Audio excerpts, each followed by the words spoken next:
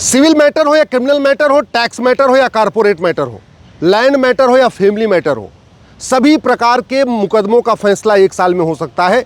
लेकिन उसके लिए हमें गुलामी की पुलिस व्यवस्था बदलनी पड़ेगी, गुलामी की प्रशासनिक व्यवस्था बदलनी पड़ेगी, गुलामी की टैक्स व्यवस्था बदलनी पड़ेगी और गुलामी की न्यायिक व्यवस्था बदलनी पड़ेगी। 1 साल के अंदर मुकदमों का फैसला होगा अगर हम इस 1861 में बने पुलिस एक्ट को ख़त्म कर दें, एक नया पुलिस एक्ट कोड बनाए, एक यूनिफॉर्म पुलिस कोड बनाए, one nation one police code बनाए, एक पुलिस चार्टर लागू करें और पुलिस चार्टर में हवलदार को क्या काम करना है, कितने दिन में काम करना है, तहसीलदार को, थानेदार को कौन सा काम करना है, कितने दिन में करना है, कप्तान की, उप कप्तान की, सबकी रोल्स रिस्पॉन्सिबिलिटी क्लियरली डिफाइन कर दे। मैं गारंटी के साथ कहता हूं मुकदमों का फैसला 1 साल में होना शुरू हो जाएगा।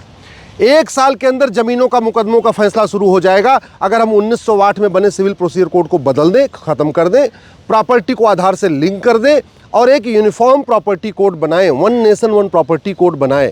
भ्रष्टाचार भी खत्म होगा और जो फर्जीवाड़ा चल रहा है, तहसील जो भ्रष्टाचार का अड्डा बना हुआ है, थाना भ्रष्टाचार का अड्डा बना हुआ है, लेखपाल बिना पैसे लिए कोई काम नहीं करता, कानून को बिना पैसा लिए कोई काम नहीं करता, चाहे वो पेशकार हो या तहसीलदार बिना पैसे के कोई काम नहीं कर रहे, किसान परेशान है, मजदूर परेशान है।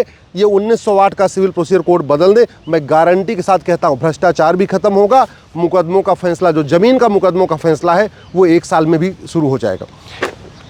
1 साल के अंदर मुकदमों का फैसला शुरू हो जाएगा अगर हम इस एविडेंस एक्ट को बदल दें, एक नया एविडेंस चार्टर बनाएं, झूठ को गंभीर अपराध घोषित करें और झूठ पकड़ने के लिए नार्को पॉलीग्राफ ब्रेन मैपिंग अनिवार्य करें। कोई भी केस हो, आतंकवाद का केस हो, अलगाववाद का केस हो, नक्सलवाद का हो, माओवाद का हो, अपहरण का हो, फिरौती का हो, धर्मांतरण का हो, घुसपैठ का हो, चाहे वो नशा तस्करी का मामला हो या मानव तस्करी का मामला हो, झूठ को गंभीर अपराध घोषित कर दें और झूठ पकड़ने के लिए नार्को पॉलीग्राफ ब्रेन मैपिंग कानून बना दें। हर जिले में एक नार्को पॉलीग्राफ ब्रेन मैपिंग की लैब बना दें। एक लैब बनाने का खर्चा 2 करोड़ है, यानी भारत में 800 जिले हैं, यानी 1600 करोड़ रुपए में हर जिले में एक लैब बन जाएगी। मैं गारंटी के साथ कहता हूं कोई झूठी गवाही देगा ही नहीं।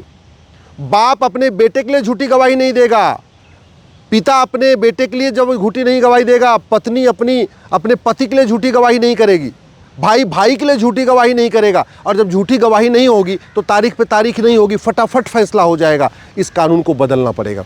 अगर हम केवल अपने इस BNS को बदल के अमेरिका के फेडरल पिनल कोड की तरीके एक one nation one penal code बना दें, आपको दिख रहा होगा ना ये अमेरिका का कानून कितना मोटा है और कितना बड़ा है, आप देख लीजिए। और ये भारत का कानून है जहां अपराध ज़्यादा है फिर भी कानून छोटा है, कानून पतला भी है। One nation one penal code की ज़रूरत है। हमारे पास आज की डेट में हर अपराध के लिए एक अलग कानून है। घूसखोरी का अलग कानून, जमाखोरी अलग कानून, मिलावटखोरी अलग कानून, कालाबाजारी अलग कानून, नशा तस्करी का अलग कानून, मानव तस्करी का अलग कानून, आतंकवाद का अलग कानून, अलगाववाद का अलग कानून, बैंक फ्रॉड का अलग कानून, साइबर फ्रॉड का अलग कानून, आर्मी का अलग कानून, दुनिया भर के जितने अपराध उतने कानून। इतना कानूनों का मकड़जाल बना हुआ है, न वकील को पता चल पाता है न जज को पता चल पाता है। और एक एक फाइल देखने के लिए 5-5, 6-6 किताब अलग से देखनी पड़ती है। जबकि अमेरिका में ये देख रहे हैं ना आप लोग, फेडरल पिनल कोड, ये one nation one penal code है। इसमें एक अपराध के लिए एक चैप्टर बना हुआ है। 125 अपराध तो 125 चैप्टर। हमारे यहाँ 125 अपराध तो 125 कानून, और अमेरिका में 125 अपराध, किताब एक ही है, कानून एक ही है, 125 चैप्टर डाल दिया। अगर हम ये काम कर दें, अमेरिका से सीख लें, तो भारत में 100% गारंटी के साथ कहता हूँ मुकदमों का फैसला 1 साल में शुरू हो जाएगा। मुकदमों के फैसले में गलती की संभावना बहुत कम होगी। अगर हम एक पुलिस चार्टर लागू कर दें, एक एडमिनिस्ट्रेटिव चार्टर लागू कर दें, एक जुडिशियल चार्टर लागू कर दें और एक सिटीजन चार्टर लागू कर दें। सिटीजन चार्टर लागू करना बहुत ज़रूरी है। सिटीजन चार्टर का मतलब जो व्यक्ति झूठी शिकायत करेगा उसकी नागरिकता खत्म, जो आदमी झूठा FIR लिखवाएगा उसकी नागरिकता खत्म, जो आदमी झूठी जांच करेगा, जो सिटीजन चाहे वो कुछ भी हो, जो झूठी जांच करेगा उसको कठोर दंड मिलेगा, जो झूठी गवाही देगा उसकी नागरिकता खत्म, जो झूठा हलफनामा फाइल करेगा उसकी नागरिकता खत्म, जो आदमी झूठी वसीयत बनवाएगा उसकी नागरिकता खत्म, जो आदमी फर्जी आधार, फर्जी राशन कार्ड, फर्जी ड्राइविंग लाइसेंस, फर्जी बर्थ सर्टिफिकेट, फर्जी वोटर ID बनवाएगा उसकी सिटीजनशिप खत्म। एक सिटीजन चार्टर लागू करना पड़ेगा, एक यूनिफॉर्म सिटीजन कोड बनाना पड़ेगा, समान नागरिकता संहिता बनाना पड़ेगा। और जो आदमी चीटिंग करे, फ्रॉड करे, फोर्जरी करे, पर्जरी करे, झूठा झूठी शिकायत करे, झूठी जांच करे, झूठा FIR करवाए, झूठी गवाही दे, झूठा हलफनामा दाखिल करे, झूठा एज सर्टिफिकेट बनवाए, झूठा बर्थ सर्टिफिकेट बनवाए, झूठा डेथ सर्टिफिकेट बनवाए, या झूठा इनकम सर्टिफिकेट बनवाए, या झूठी वसीयत बनवाए, या झूठी विरासत बनवाए, इसको हम अगर गंभीर अपराध घोषित कर दें और उसको सीधे सीधे सिटीजनशिप से जोड़ दें कि फर्जीवाड़ा करने वालों की नागरिकता खत्म होगी। मैं गारंटी के साथ कहता हूँ, अभी जो 5 करोड़ मुकदमे चल रहे हैं, इसमें से 50% मुकदमे तो अपने आप ही खत्म हो जाएंगे, लोग विड्रा कर लेंगे।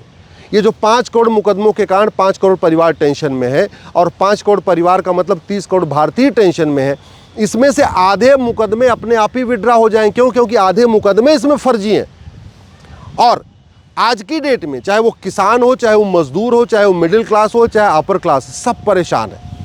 मैं तो ऐसे बहुत सारे लोगों को देखता हूँ, बड़े बड़े पदों पे हैं और उनके घर पे किसी और ने कब्जा कर लिया और मुकदमा 20 साल से चल रहा है। मोहाली के कर्नल कबोत्रा जो भारत के लिए पाकिस्तान से युद्ध किए थे 1971 में, पठानकोट में उनकी कोठी पे 20 साल से कब्जा हो रहा है।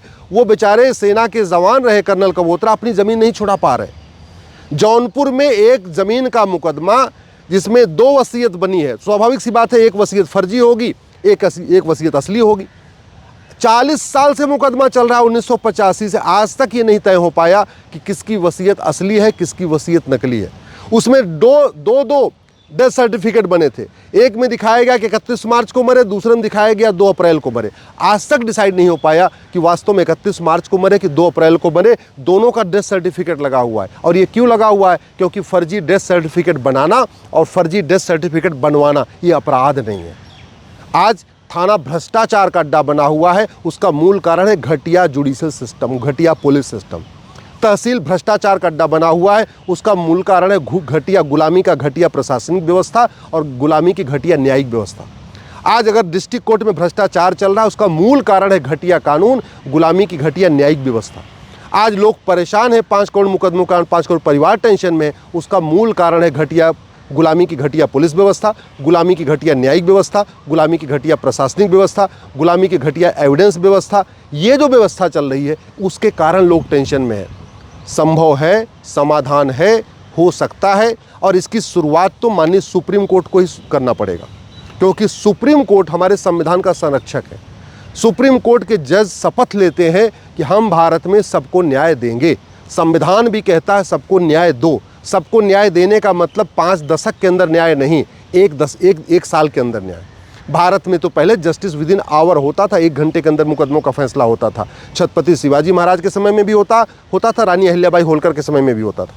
अगर मुकदमा थोड़ा कॉम्प्लेक्स है तो जस्टिस विद इन डे होता था, 1 दिन के अंदर फैसला हो जाता था। और ज़्यादा कॉम्प्लेक्स मुकदमा है तो जस्टिस विद इन वीक होता था, 1 सप्ताह के अंदर हो जाता था। बहुत कम केसेस थे जो महीने भर चले हैं, लेकिन 1 महीने से ज़्यादा कोई भी केस न छत्रपति शिवाजी महाराज के समय चला, न रानी अहिल्याबाई होलकर के समय में चला। लेकिन ये अभी तक इसलिए चल रहा है क्योंकि गुलामी की पुलिस व्यवस्था है, गुलामी की न्यायिक व्यवस्था है, गुलामी की प्रशासनिक व्यवस्था है, गुलामी की एविडेंस व्यवस्था है। इसको बदलना पड़ेगा। और सबसे जो ज़रूरत है, शुरुआत इसकी सुप्रीम कोर्ट से होनी चाहिए। माननीय सुप्रीम कोर्ट में आज भी न्याय की देवी के रूप में रोम की देवी की मूर्ति लगी हुई है। हम पूरे देश में जहां हम न्याय की देवी की फ़ोटो लगाते हैं, जो आपने देखा होगा ना, काली पट्टी वाली फ़ोटो, ये रोम की देवी है या ग्रीक की देवी है। हमारे पास खुद अपनी न्याय की देवी है, रानी अहिल्याबाई होलकर। हमारे अगर न्याय का देवता की अगर हमें मूर्ति लगानी है तो हमारे पास राजा विक्रमादित्य हैं। अगर न्याय की देवी की मूर्ति लगानी है, हमारे पास रानी अहिल्याबाई होलकर हैं।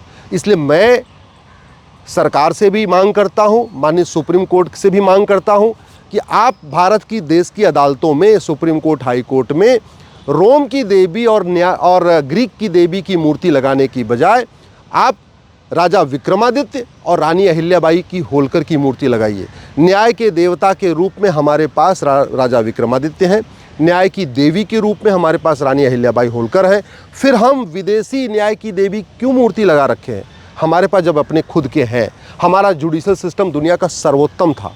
दुनिया में सबसे कम भ्रष्टाचार भारत में था, आज सबसे ज़्यादा हो रखा है। दुनिया में सबसे फास्ट जस्टिस सिस्टम भारत का था, आज सबसे स्लो हो रखा है। तो बदलना पड़ेगा, व्यवस्था बदलनी पड़ेगी। और ये तभी हो सकता है जब सुप्रीम कोर्ट और सरकार दोनों मिल के काम करें। जस्टिस विद इन ईयर संभव है, जस्टिस विदिनर इमीडिएटली लागू हो सकता है, सभी मुकदमों का फैसला 1 साल में हो सकता है, लेकिन इसके लिए नियम कानून बदलना पड़ेगा, व्यवस्था बदलनी पड़ेगी। Police charter, judicial charter, administrative charter और सिटीजन चार्टर लागू करना पड़ेगा। मैं गारंटी के साथ कहता हूँ सभी मुकदमों का फैसला 1 साल में होगा।